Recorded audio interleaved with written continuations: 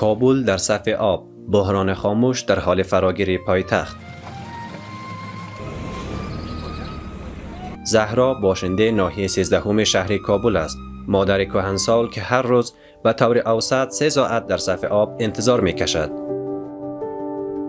او همراه با عروسش مسئول تهیه آب آشامیدنی برای خانواده 14 نفریشان هستند. زهرا می گوید ساعتها در این صف طولانی می ایستد، اما گاهی نوبتش نمی رسد و با بشکه های خالی به خانه برمی گردد.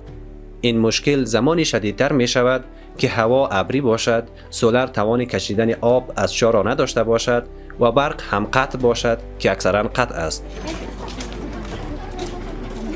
مشکل ها داره و باز وقتا میه 10 روز پاس 5 روز پاس ها میه مداغتول خوردن نمیشه. مشکل این میکنه سبا که دیم و چشت مری چشت ببین ولی 4 بشکه گاگا آوردم اینجا این بخشی آبی چای مبرم.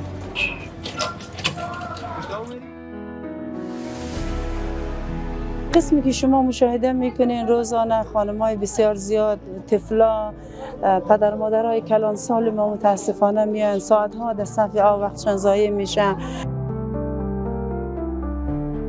مردم بسیار با تکلیف است، بسیار با تکلیف است. دیدی دیگه یعنی کلی با تکلیف است که خدا پشتی او میاد دیگه که میاو که دا نالی ما بیای خو ما هیچ رقم نیستیم دیگه نالی ما او نمیاد که مردم یعنی این از 10 کوچه 20 کوچه اوسون نه میاد برادر 5 بشکه یا 6 بشکه در کراچی ایسون میبره اوسون میبره.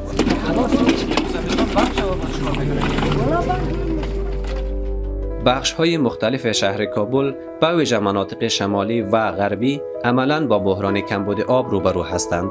نه تنها غرب و شمال کابل با این بحران مواجه است، بلکه اکثر نقاط شهر کابل با بحران نبود آب آشامیدنی مواجه هستند. اینجا ناحیه 3 شهر کابل منطقه کارتسه است. افراد از نقاط دور و نزدیک با بشکه و کراچی اینجا می آیند تا آب آشامیدنی برایشان انتقال دهند. این خود نشان دهنده فراگیر شدن بحران خاموش در پایتخت است. مردم ها از ساعت 6 صبح الی 9 شب یا 9 شب مردم آب نداره از طرف قلعه‌شاده و حتی سر کاریز و از سیره علاودین پیش وکیل پلازا از اینجا مردم ها میان اینجا ضرورت آب خود رفع میکنن. روزانه یک دفعه میبریم این زمینی از سر کاریز میاییم اینجا پشت آب. دیگه اینجا هم که میاییم گاهی وقت است راستی که گاهی وقت خیلی ازدحام جمعیت زیاد است، گاهی وقت کمه. کارشناسان افزایش بیروی جمعیت، تغییرات اقلیمی و خشکسالی را از عوامل اصلی این بحران در پایتخت می‌دانند. ما پای سطحی نداریم. بنابراین تمام حمله مردم یا هجوم مردم سر آب‌های زیرزمینی است. چی برای مقاصد نوشیدن، چی برای زراعت و چی برای صنعت. در حالی که آب زیرزمینی یک منبع استراتژیک است در موقع خاص صرف برای نوشیدن در ممالک که مثل مملکت ما شما باشه. با کمال تاسف که اینجا مشکلات زیاد است. و پوینت دومی تغییر اقلیم است. نه بارندگی شما از برف ندارید ولی شما ببینید این وقت سال باران دارید.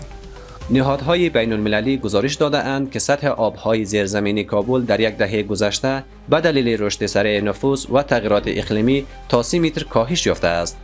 وزارت آب و انرژی نیز با تایید اینکه منبع اصلی آب کابل آبهای زیرزمینی است، میگوید که منابع آبی این شهر وابستگی مستقیم به میزان بارندگی دارد. اوس د کابل ولایت د اوبو سرچینې تر جدي فشار لاندې دي. د ښار شمالي برخې زیاتې ستونزې لري. له 2018 کال راهیسې د وچکالۍ شدیده څپه پیل شوې او اوس هم روانه ده. د سرچینو د مدیریت لپاره هڅې روانې دي. د اوبو د ریسایکل سیستمونه به فعال شي. د زرګونه جذبي څاګانو د کیندلو لړۍ پیل شوې. د غیر قانوني څاګانو د مخنیوي لپاره طرزالعمل جوړ شوی او په هیواد کې د پلي کېدو وړ دی. په ښارونو کې ښاروالۍ مسؤلیت لري ترڅو د غیر قانوني څاګانو مخه ونیسي. بوهان محمد نعیم اقرار میگوید راهکار کوتاه مدت برای جلوگیری از گسترش این بحران آگاهی دهی به مردم، جلوگیری از مصرف بیروی آب و اعمار چکدم‌های مؤثر در مناطق نفوذی و ذخیره آب است. او در راهکار بلند مدت انتقال آب از پنشر و ساخت بندها در ساحات آبگیر را پیشنهاد می‌کند. دراز مدتش پول کار داره، تکنولوژی کار داره و علوم مدرن کار داره.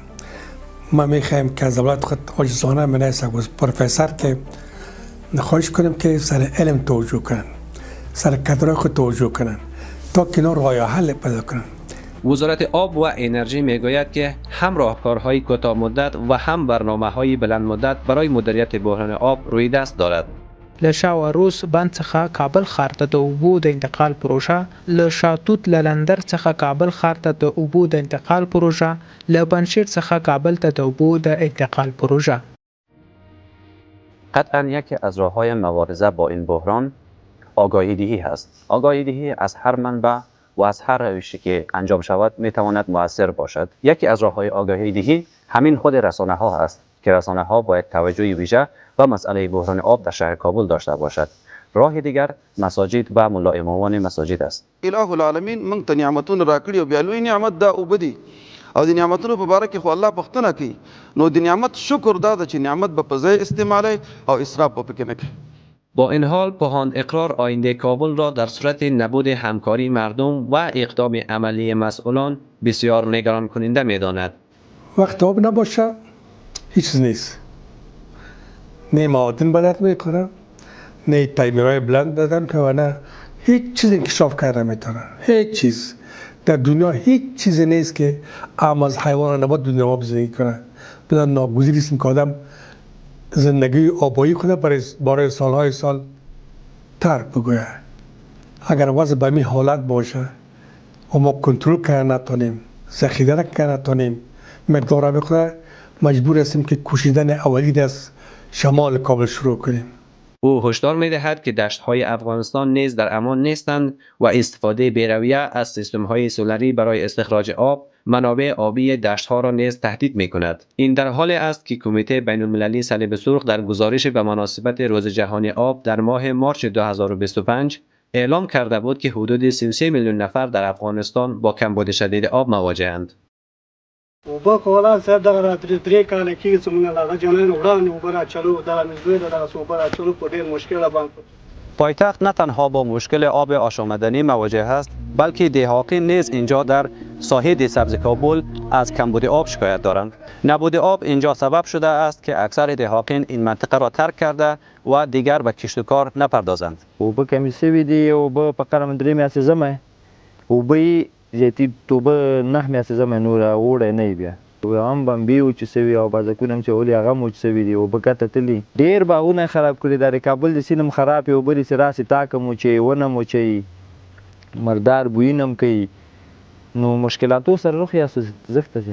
برخی نهادهای بین‌المللی هشدار داده‌اند که اگر این روند ادامه یابد تمامی منابع آبی شهر کابل تا سال 2030 خشک خواهد شد، وضعیتی که میتواند تهدیدی جدی برای حدوداً 7 میلیون باشنده این شهر باشد. الطاف حسین امیری، خبرگزاری رویداد، کابل.